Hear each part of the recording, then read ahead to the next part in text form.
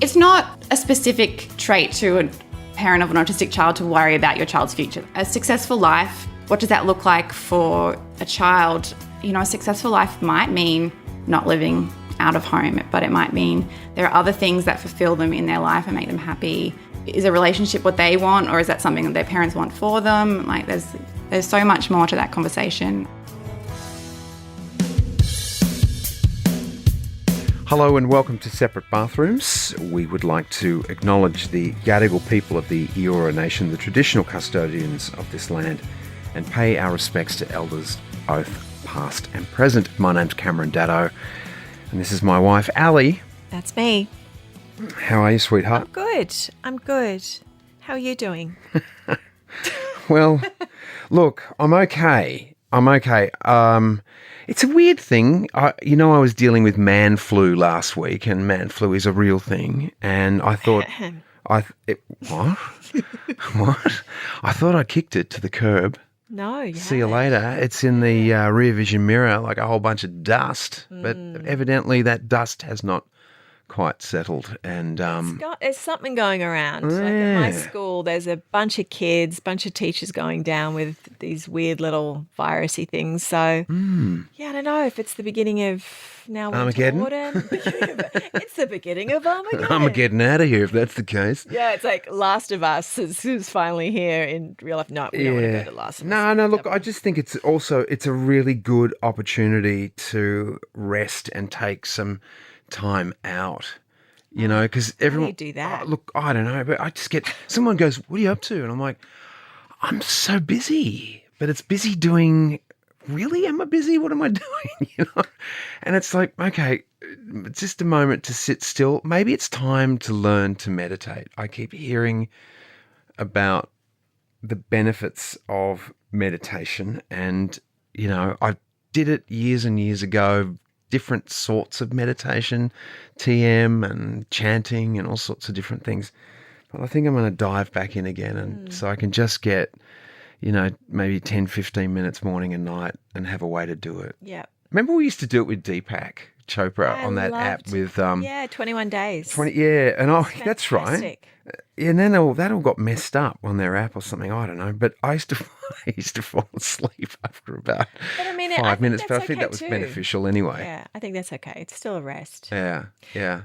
We'd better talk to our guest. Yeah, she's waiting. She's very patient. She's her name is Kerr. She's an autistic author and journalist, and she's written a most beautiful book, Love and Autism. She captures 5 real-life stories of romance, heartbreak, and hope, and shows the beauty and diversity of autistic experiences. She's a prolific writer, is Kay, and it's been said about her, Kay's writing is sharp but affectionate. It's advocacy and validation, demonstrating the depth and breadth of neurodivergent experiences of love and romance. She writes about autistic representation, disability, parenting, pop culture, gardening, and feelings. All the good things. Nothing more than feelings. Let's welcome Kerr to the bathroom. Thanks so much for joining us today, Kay, all the way from the beautiful Sunshine Coast. Thank you so much for having me. It's a pleasure. We wanted to jump straight into the first question. You are a writer, of course. When did you know that was a passion of yours? Yeah, I was definitely one of those kids with my head stuck in a book at all times. And I think now when I look back on it, I was like, that's a socially acceptable way to avoid social situations a lot of the time as a kid. If you're off in the corner with a book, you can kind of get away with that. And I wrote a lot of stories as a kid. I probably fell away from it a little bit in teen years just because I found that to be quite an overwhelming time. And so I wasn't reading, wasn't writing or anything like that. But I don't think I saw being an author as a real job, as a viable thing that a normal person could just choose to do. So it was very much, you're good at English, you love reading, you like writing, you could be an English teacher or you could be a journalist, and that was kind of the way it was framed to the people in that sort of position. So I ended up becoming a journalist, which, not knowing that I was autistic and trying to navigate that space was not a great fit. I haven't been doing any journalism since, like in a newsroom since my diagnosis, and understanding that about myself. So I wonder if there would be a way to make it fit, but it definitely didn't fit for me. And so I hit sort of this wall of burnout and stepped away. And that's when the book sort of came, because that was something I could do at home in the quiet of my office alone. And that was sort of a way that I found my way back to what I loved at the start, which was reading and writing books. Right. Kay, what was it about the journalism that didn't fit for you? A busy, noisy newsroom was not a great fit in terms of the sensory experience, open plan office. I think I had an idea. There were certain parts of it that I was amazing at, like give me a budget or a document that I can analyse and go through and pull apart the numbers, and that was me set for hours and hours, and I loved that. But the unpredictability a lot of the time and the social element of it, especially not knowing I was autistic, there was a natural sort of trying to mask those tendencies and those traits. So it felt very much like this performative thing that just left me completely drained and exhausted at the end of every day. And then, deadlines are daily, weekly, they never stop. So that sort of anxiety and pressure when I wasn't accommodating my own needs just built up to the point where I couldn't do it anymore. Yeah, that makes a lot of sense. This is your third book that we're talking about today. It's called Love and Autism. What did you discover about writing this book and hearing the stories from other people about love? Yeah, so much. I feel like a wholly different person at the end of this experience than I did going into it. And I thought that I was pretty, it had been sort of 7 or 8 years since my diagnosis when I started this project. I wasn't fresh to it. I thought that I had a pretty solid understanding of autism and the autistic community, but this book just was the most affirming and validating experience in connecting with other autistic people, because the framework that I was coming at it with was this idea that I felt like my way of moving through the world, my way of interacting, and love was this way of talking about relationships of all kinds, like that, not just romantic love, but other ways as well. So my feeling that I was doing those relationships wrong. And so I had this sort of, I guess, neurotypical framework that I was trying to fit myself into and feeling like I was always falling short.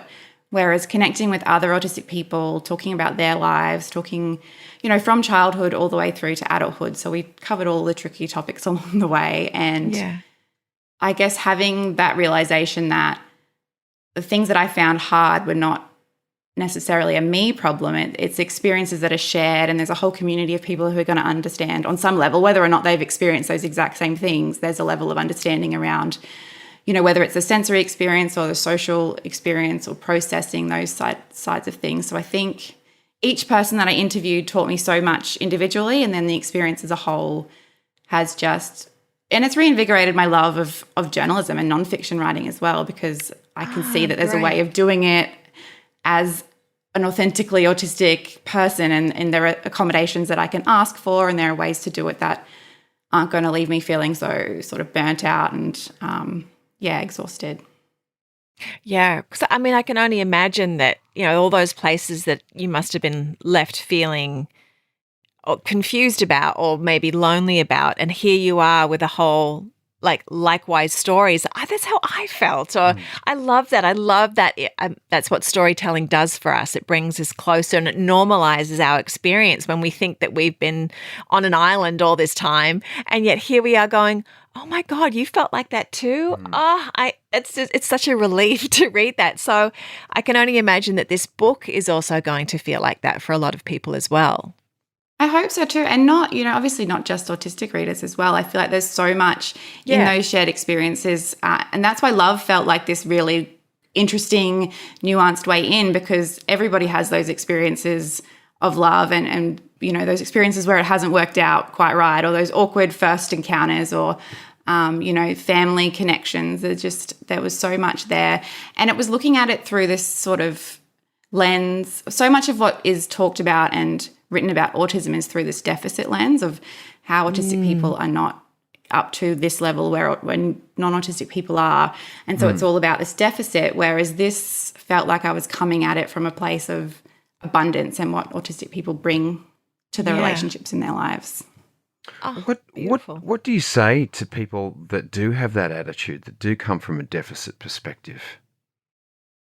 I used to feel it's hard to talk about because I used to feel very defensive, like when I was first diagnosed and processing it, very defensive and angry with people that would use offensive language or say, stereotypical offensive things. And the more that I have learned and grown and connected with other people who are working in sort of autism advocacy spaces, the more I've come to this place of that is the framework that a lot of people are introduced to autism through, and that is not, unique to that one person. It's not a fault of that one person. If somebody has a child and they get an autism diagnosis, all of a sudden, the language around that diagnosis is like the medical language is around deficit. A lot of the time, the support groups they're put in contact with are sort of fulfilling that statement and that belief. It's not an individual person. So I am trying to use my story and the books that I write as a way of bringing people to that conversation in a way that doesn't shut them out and then make them feel defensive and sort of it doesn't help in the long term. And everybody, I think, when they're, parents, I think a lot of the time are burnt out and feeling like they don't have support and they don't have that connection that we were talking about of somebody else who's had the same experience and saying, me too, like that's hard. So I just think if I can come to talking about autism with an understanding that not everybody's on that same page and at that same level of understanding, I think that's the best way to move forward. Yeah. You've written 2 other books as well, and they were, as you say, they're fictional books and they're love stories sort of in themselves. What do parents come up to you and thank you for writing those books? Because that's sort of, again, it's like they're beautiful love stories normalized by you. Yeah, I think the most, because they're YA books, so they're for young adults. So the most I would get would be like emails and direct messages from young people, from teenagers, which is the most incredible experience, which is like, it has to be the reason that any of us do that kind of writing is to connect with young people. But I think specifically high school and specifically like the end of high school can be a really tricky time for autistic young people because it is so intense. Like you've got exams and you've got like your formal, you've got graduation, schoolies, all these things kind of happening in this window of 3 months at the end of year 12. And it's just like a pressure cooker. And I can't imagine how you build in supports and rest around that time. It just seems like such an intense time. So connecting with young people who are in it and for them to feel, I guess, like somebody else gets the specifics of why that time is hard for them is really cool.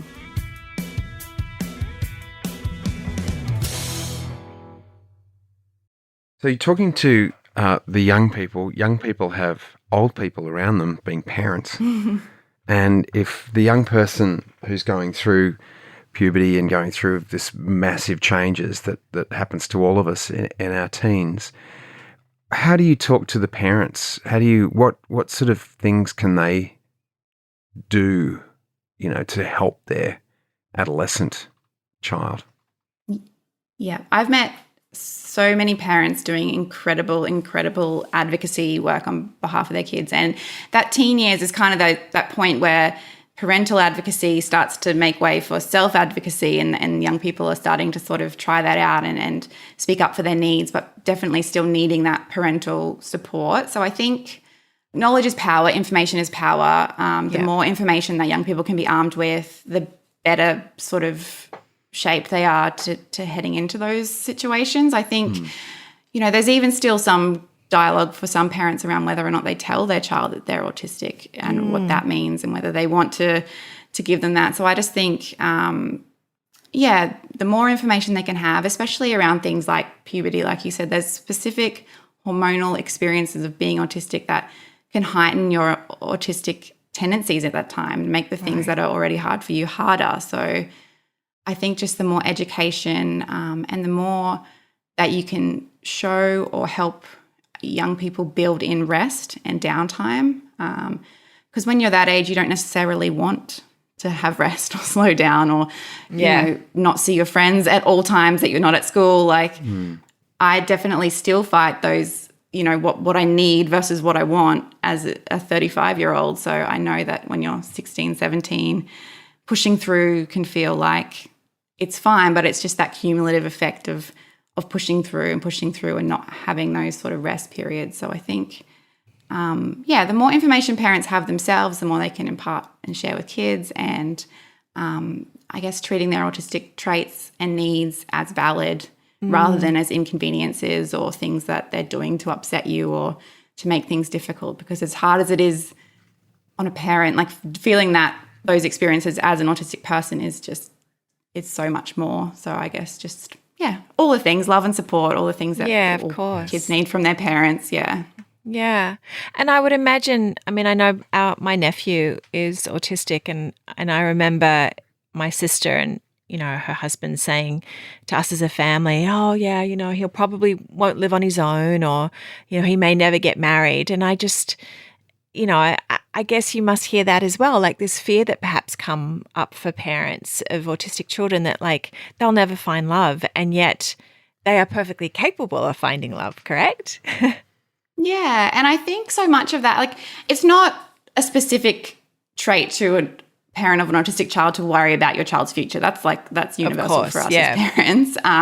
But that does become a bigger worry that you see, and I think, which you understand, that's like societal norms that they're projecting and looking into the future. But autism is dynamic, a dynamic condition. It can, you know, your needs now are not going to be what your needs are in a year or 5 years. That being comfortable or being okay with not knowing and supporting what the needs are today or the needs are this week, this month, I think is the best approach. And also, like, a successful life, what does that look like for a child? You know, a successful life might mean not living out of home, but it might mean there are other things that fulfill them in their life and make them happy. Is a relationship what they want, or is that something that their parents want for them? Right. Like there's so much more to that conversation. But I definitely empathize and understand as a parent as well that that's just part of the gig. Yeah.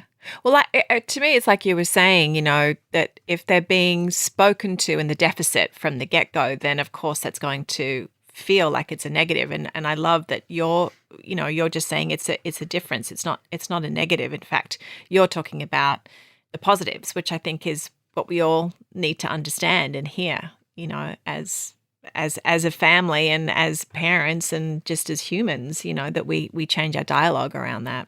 Yeah, I just view autism very neutrally. I don't sort of feed into it's a tragedy. I don't particularly feel like it's a superpower. I think autistic people can have a range of strengths and challenges like any other person, and it's a neutral sort of existence. It's just a different way of being, like you said.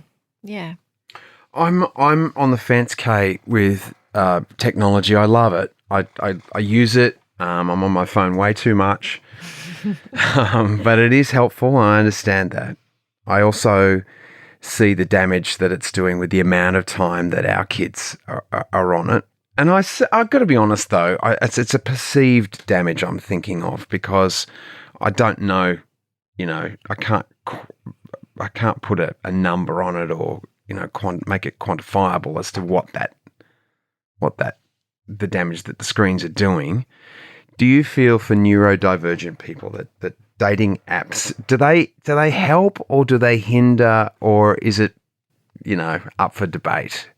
Yeah, that's a really interesting question. And the idea of technology, I think, is a tricky one as well, because, you know, you see research around, does screen time cause autism? You know, all these kinds of things, autism and screen time get linked together quite a bit. And I often think that kind of research is back to front, whereas I think, like, does screen time cause autism, or are autistic people more likely to be drawn to the break that they get sensory-wise from tuning into a screen as opposed to the wider world? But in terms of dating apps, I think I met my partner before dating apps, so I don't have any experience other than, you know, stalking his MySpace page after I met him. Well, that's showing your age there, MySpace. But I know for a lot of my autistic friends, that's been how they've met partners, and it's been really positive in terms of being able to have that initial connection without having to manage and navigate and process all that extra sensory information that comes from being out in the world, face-to-face meetings, that kind of thing. I also know that a lot of autistic people get a lot of community and friendship from, whether it's video games or chat sites or gaming, those kinds of things. It's a massive positive, and not that, there are limits around what, how much screen time versus the rest of your life you should have, obviously, and those are discussions that are being had and I think are important. But at the same time, I don't think that screen time is inherently bad for neurodivergent people. For autistic people, I think it can bring a lot of good. There's really interesting research around gaming and autism and the sort of problem solving and social elements of that can be really beneficial as well. So I think dating apps, I think the stuff that can be problematic for autistic people in dating can be brought into that space with dating apps, but it doesn't stem from that, if that makes sense. Yeah. Good. Thank you. You write so lovely in your book. It's actually the first paragraph about your first kiss, and you write, "The best thing about my first kiss was that it happened in another country. It was simple. I met a boy I thought was cute, and he thought my strangeness was due to my being Australian." I love that. Which was reasons I believe were linked strongly to the popularity of Home and Away at the time. Led to a brief romantic interlude on a holiday that was otherwise populated entirely by relatives, and then I hopped on a plane, flew 15,000 kilometres home, and never saw him again. Oh. Clearly things have worked out well, though. You've got a partner now, and how long have you been with him for? 17 years, which is a scary amount of time, but we had a little break in the middle there, but since I was 18, so it's been a long time. Amazing. So you must have met him fairly soon after this first kiss, did you? A couple of years, sort of. That was probably when I was 14, right. 15. Yeah, right. But that just felt like a good example of the ways in which dating can be tricky to navigate. I guess that one not so much because there wasn't that subtext. Yeah. Do you guys have kids? We've got one daughter. Oh, how old is she? She is nearly 7. Oh, beautiful. This is a lame ass question, but I'm thinking it, so I'm imagining one of our listeners might be thinking it. Does autism go down through genetically? Is it passed along genetically? Yeah, there's definitely a genetic link. That's why you see when children get diagnosed, often the psychologist might point out the parents or the grandparents, and sort of. So once I got my diagnosis, I started looking back through my family line and seeing where I thought it had also popped up. But yeah, our daughter's autistic as well, and I feel like I knew that from when she was a baby. I know it just sort of took time for other people, for me saying it to the doctors, and I only wanted, I wanted a diagnosis so that I could access supports for her around starting school and that kind of thing. So that's amazing. So that must be great support for her, knowing having you there, knowing you can get a beat on things a lot faster than what things might have been for you with undiagnosed autism.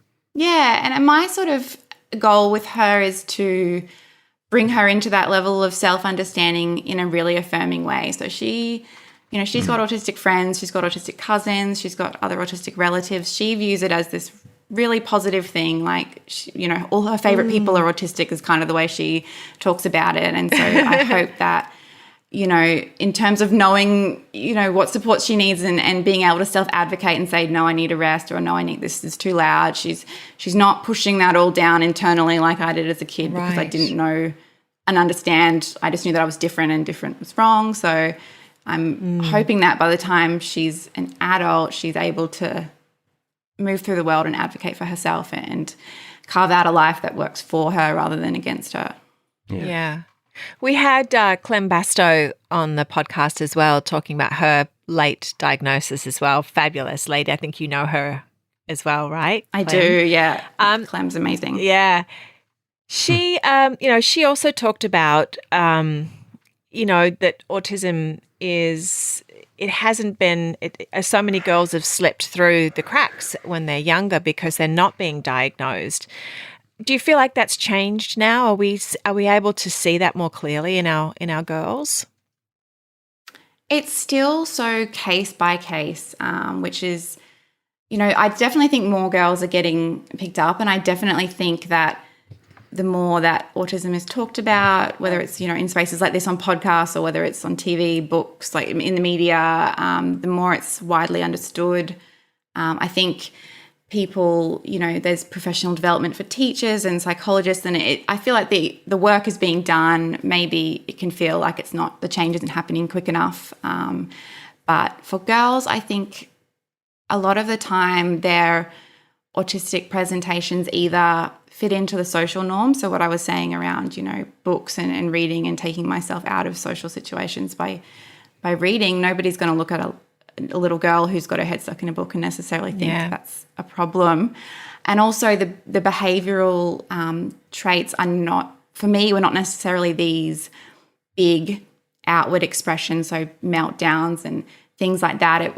A lot of it was turned inwards, and that's things like anxiety, disordered eating, trichotillomania, which is like hair pulling, things that people don't necessarily see from the outside. And also that I was actively working to hide as well, so that didn't make it easier for anybody. Yeah, Clem, I remember talked a lot about that, and I've heard, other autistic people talking about the exhaustion of masking and how hard that is. At the end of the day, you're just, you're so wiped out from that masking of attempting to present yourself in a certain way. Do you still feel that you still do that, or have you come to a place in yourself that you don't feel you need to anymore?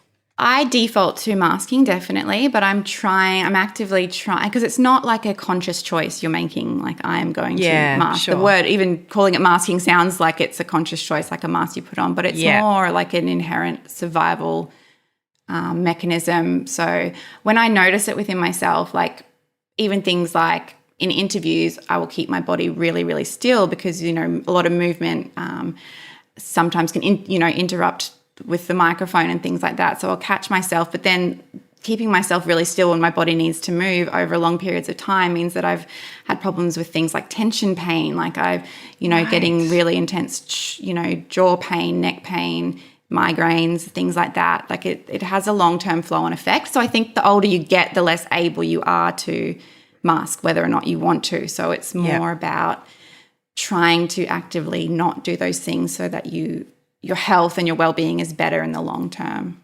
Even things like eye contact is something that I still find myself forcing, because things like people, there's still people that think if you don't make eye contact, you're shifty or you're not trustworthy. So, there are things that I will still do like time to time, but at the same time, I'm trying to undo those things.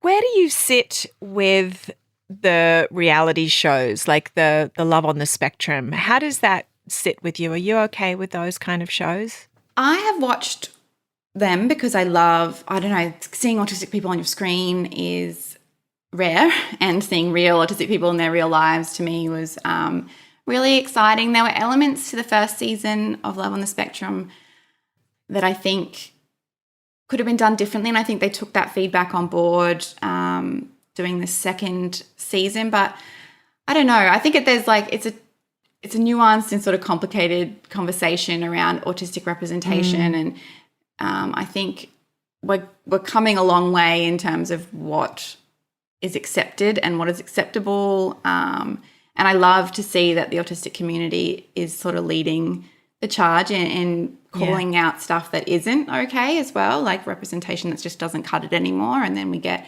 representation like Chloe Hayden on Heartbreak High, which I don't know if you've seen, but is incredible. And that just sets a standard in terms of, and especially being Australian TV as well, it just feels so special. Yeah, absolutely. Yeah, she's a little bright spark for sure. I love her. my daughter and I watched Heartbreak High, and she was our favorite character just because, not because she was autistic, it was just, she was just so fabulous. She's vibrant, yeah. Yeah. Oh, yeah, absolutely. My daughter watches her YouTube channel and really loves her. And so it's great for her to have a sort of autistic person she looks up to, which is cool. Yeah. Yeah, she's going places for sure. That girl. We love her.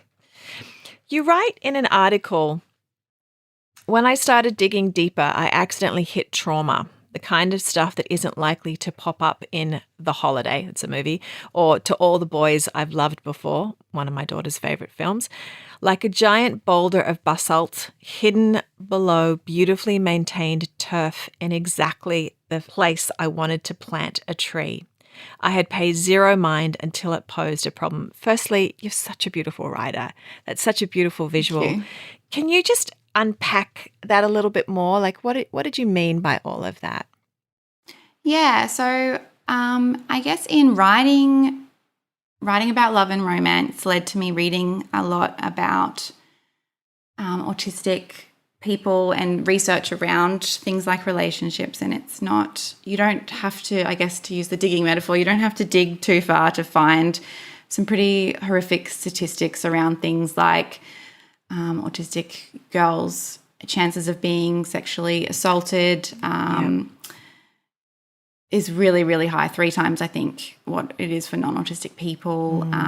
Things, again, like I've said, like disordered eating, which is really high. Mental health issues can be really high. And I guess it just reframed a lot of my experiences as a young girl and navigating a world. I think so many parts of it, like I look back and I could never pick up, and still probably could never pick up, when somebody's flirting with me, for example. There's a subtext there that they are relying on that I'm not reading, which is, I think, a fairly autistic experience. Definitely in talking to other autistic people, I don't feel alone in that. So that is a funny trope that I used in a book, my second book, but at the same time, it puts you in a lot of situations where you're not aware of somebody's intentions until, there's a face coming towards your face, and then you're going, oh, this person is interested in me in that way. And what does that look like? I have processing delays in terms of figuring out how I feel about things. So in sort of split-second decision-making processes, am I going with what I want, or am I following the social norms of what is expected of me? Yeah. So I guess consent is an issue that I've looked back on and questioned how much of it was there a lot of the time in my earlier experiences. Yeah. And also just that, like we were talking about before, masking and what that looks like in terms of romance and dating. I don't think that I really explored like who I liked, what I liked, those kinds of questions. It was more, I guess, because I felt less than in terms of perceived deficits around what I couldn't do, I then felt like I was lucky to have the interest of other people. And therefore, if you feel lucky to have the interest of other people, that's something that you might go along with, and not necessarily because it's what you want. Whereas I think people view, I just think it reframed a lot of my earlier experiences in a way that was sobering, but also I'm grateful to have had that sort of reframe and to understand a little bit more. And look at my relationship with my partner now, which is this long-standing relationship and very healthy, but it's changed and grown, and I've sort of learnt lots more ways of advocating for myself and my wants and needs, and not to view myself through that lens of being the one that is making the mistakes all the time, because I think that's kind of the framework which I looked at relationships was, these are my mistakes, these are the things I need to fix, and it wasn't necessarily seeing it in a objective way. Yeah. It's one of those things when you discover, like I know we've talked often about therapy in here. We're big cheerleaders for therapy, and when you go back and discover trauma that you might not have even realized is trauma, but then all those puzzle pieces click in and you go, oh, okay, that's why I am who I am today, or that's why I react the way I do, or that's what I was doing at that time. And yeah, giving yourself a break too, and just I just was doing the best that I could as a girl and didn't realize what was going on. And I think I mean, my gosh, that's a common experience of so many young teenagers, no matter who you are. So yeah, it's all definitely good understandings. I'm a massive fan and supporter of therapy too, and I love that. And I think also, which is another common experience for young autistic people, can be that alcohol, which was in my circumstances alcohol, but for other people drugs as well, can be a real draw in the fact that they numb some of your sensory experiences. They lower some of your sensory experiences. They make you feel like you're able to move through the world socially in a more confident way as well. So I think that for me, binge drinking, which was of the time as well, it's probably not as much for the young people of today as it was for the early 2000s and 90s kids, but binge drinking was very socially acceptable and a very easy way to avoid facing many things and also to navigate the social world of being a teenager. Sure, absolutely. What do you wish neurotypical people understood about the autistic experience? So many things. I wish that, and it's getting better in this space, but I wish that autistic voices were at the forefront of advocacy and understanding around autism, because even if an autistic adult, appears to be functioning at a higher capacity, or high functioning is kind of, a problematic term, but that's often what is said, an autistic adult who is independent doesn't necessarily represent a child who has a lot of support needs or maybe is non-speaking or has other things at play. But I still think that autistic people are trying to advocate for all autistic people. And so there's a lot to learn from what they're saying, even if their experiences differ from your autistic child or the autistic people that you know. I also wish that people understood just how much effort autistic people are putting in at all times to meet neurotypical people at their level of communication and community connection, those kinds of things, because we put in so much effort, and then to put in all that effort and still be called out and picked up as not getting it right, it's this really uncomfortable, difficult place to exist in, because there's all that effort, all that energy, and still not hitting the mark. It could just, that's a sort of demoralizing and exhausting place to be a lot of the time. So there's research around this idea that we're viewed as having this communication deficit, but it's actually like there's two different cultures, and there's autistic and non-autistic people, and non-autistic people need to put as much effort into learning the communication styles of autistic people as autistic people are putting in to learn the communication styles of non-autistic people. And I think that just speaks to what you're asking, which is what I think autistic people want non-autistic people to know, which is, please try and learn what works for us as much as we're trying to learn what works for you. Yeah, that's really well said. That's really well said. Thank you for that. Yeah, it's a very fair and reasonable request as well. Well, it's like if I go to France and expect everyone to speak English and I'm in France, it's like, but if I met a French person in Indonesia, we'd be trying to work out how to communicate with each other. Yeah. You know what I mean? So that's all it really is, isn't it? Yeah. So. Yeah, that's a great analogy. I hate to even ask this because your book has just come out, but do you have plans for more books, or what even is next for you?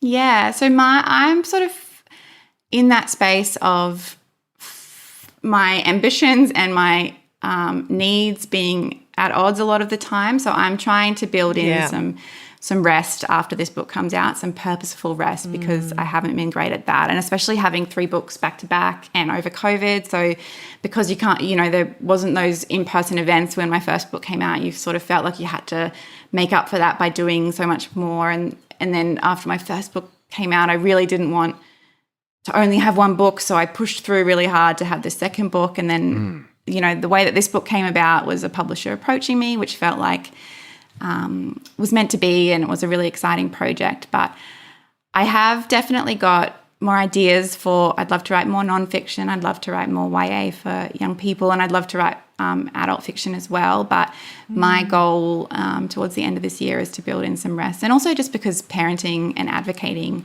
for a young autistic person takes up a lot of time, time in my day, time in my week, energy as well.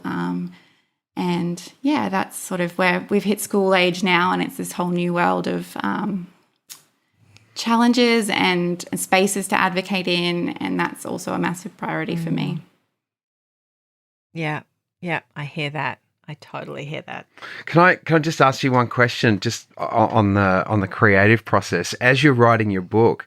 Do you kind of have other ideas and go, oh, that'd be a good idea for another book, and that'd be a good idea, and this would be good? And do you write those ideas down, or do you just sort of shelve them in the back of your mind?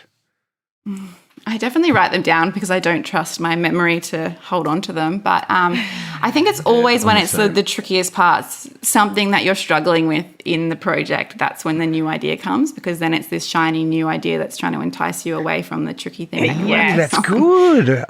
That's true. A distraction. Yeah, it's just like it'd be so much easier to start afresh on something new than having to stay and figure out that problem. So slog out that last part of it. Yeah. Wow. Yeah, that's me to a T. Okay, thank you so much for your time. Love and Autism is out now, and it's a beautiful book with beautiful stories. And thank you for sharing your time with us today. Oh, thank you so much for your beautiful, insightful questions. I really appreciate it. Thanks, Kate. Good luck with it. What a great advocate for autism Kay is. Her books especially really speak to, as we were saying, the love, and her two other books is love story between autistic people, and this is true stories. And as she said, it's not, you don't have to be autistic to enjoy the book, but as you know, we love a good love story. Well, there's 5 of them. She follows 5 different couples in this book, and it's just beautiful. Yeah, it's so nice to talk to her. And just to mention as well, we chatted about Chloe Hayden earlier in the podcast. I know that Kay said her daughter watches her YouTube channel, and she actually has a new podcast with Nova called Boldly Me, and you can check that out now on wherever you get your podcasts. Yeah, you can. We were leaving recording our podcast the other day, as you do, leave the studio, and there she was. Yeah. And she's a gorgeous soul she is, and she was just about to talk with Tim Minchin, legend of Australian entertainment, and I understand Dylan Alcott, the tennis legend, is going to be on there. So lots of great people coming up on that one. Be a great one to listen to. And we've got lots of great people coming up for ours as well. So nice segue. How'd you like that, eh? Well done, you. Yeah, so join us next time on Separate Bathrooms. Thanks so much for listening.